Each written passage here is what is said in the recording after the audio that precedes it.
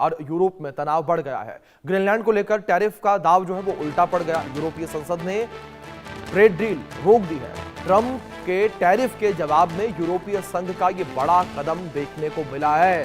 बड़ी खबर निकलकर सामने आ रही है, जहां अब यूरोपीय संघ जो है वो अब अमेरिका के खिलाफ नजर आ रहा है। ये बड़ी खबर जो फिलहाल सामने आ रही है, जहां एक समय पर जो यूरोपीय संघ है वो रूस यूक्रेन लड़ाई के दौरान अमेरिका के साथ था, लेकिन अब यूरोपीय संघ जो है उसने बड़ा कदम लिया। ट्रंप के टैरिफ के जवाब में यूरोपीय संघ का बड़ा कदम है ये, और ट्रेड डील रोक दी है क्योंकि यूरोपीय संघ अब अमेरिका के खिलाफ खड़ा है। ये बड़ी खबर जिस बीच निकलकर सामने आ रही है।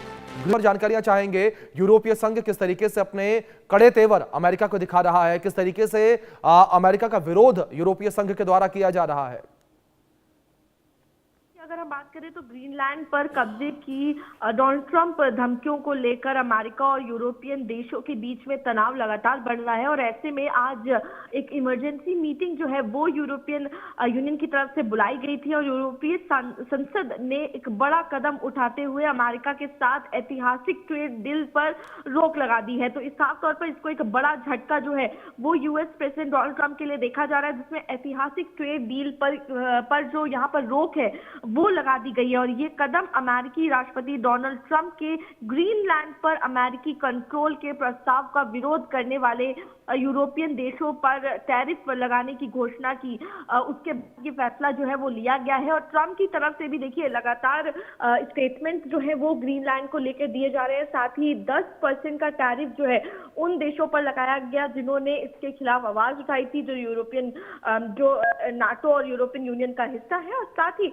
यूरोपियन संसद ने के इस कदम के से पीछे साल हुए जो कई सारी चीजें, जो समझौता जो होना था उस पर रोक लग गई है, और काफी तनाव जो है वो देखने को मिल रहा है। जी बिल्कुल, जाहिर तौर पर आरजू तनाव की स्थिति जो है लगातार बनी हुई नजर आ रही है। लेकिन आरजू दूसरी ओर अगर बात अमेरिका को लेकर करें, अमेरिका किस तरीके से दावे अपने और मजबूत कर रहा है, क्योंकि अमेरिका ने इस बीच ये भी कहा कि ग्रीनलैंड को खरीदेगा।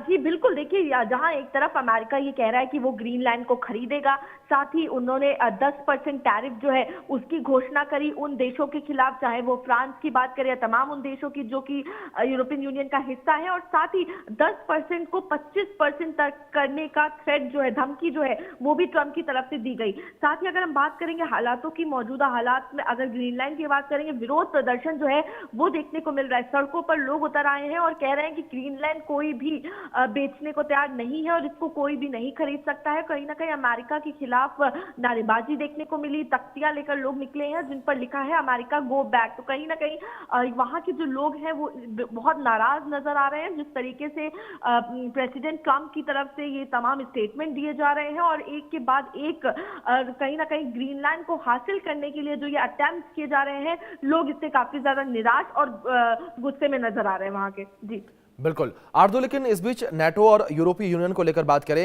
ये किस तरीके से साथ नजर आ रहे हैं अमेरिका के खिलाफ। जी बिल्कुल, देखिए अगर हम बात करेंगे तो जानकारी ये भी मिल रही है कि जो ट्रूप्स हैं उनको भी लगाया गया है, यानी कि जो मिलिट्री फोर्सेस हैं उनको भी कहीं ना कहीं लगाया गया है, और यूरोपियन यूनियन की तरफ से ग्रीनलैंड को सुरक्षित रखने के लिए। लेकिन यहाँ पर जो नाटो है वो भी कहीं ना कहीं साथ नजर आ रहा है, और यहाँ पर समझौता कराने की, समझाने की बात कही जा रही है, क्योंकि पहले भी हमने देखा कई मीटिंग्स जो है वो ग्रीनलैंड और यूएस के बीच में हुई थी, लेकिन उसके बाद भी कोई निष्कर्ष जो है वो निकलता हुआ नजर नहीं आया, बल्कि उसके बाद भी ट्रंप की तरफ से तमाम स्टेटमेंट दिए गए। टैरिफ की बात